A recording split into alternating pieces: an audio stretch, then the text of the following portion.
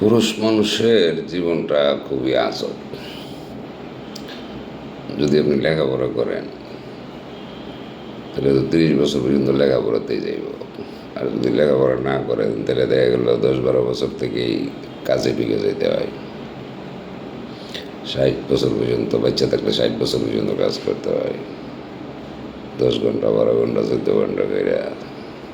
তারপরে ঘুম আছে, খাওয়া আছে, আরও কত কিছু আছে, ধর্ম আছে।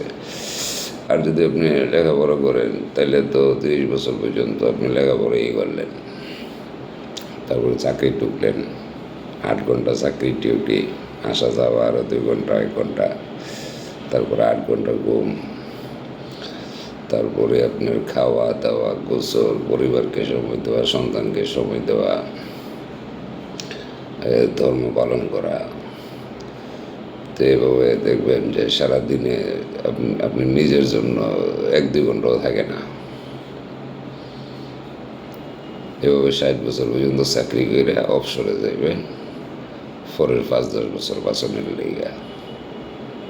আহারে, 60 বছর পর্যন্ত কাম, পরের 5-10 বছর আরাম করে অবসর থাকনের জন্য। কি আজব জীবন পুরুষের!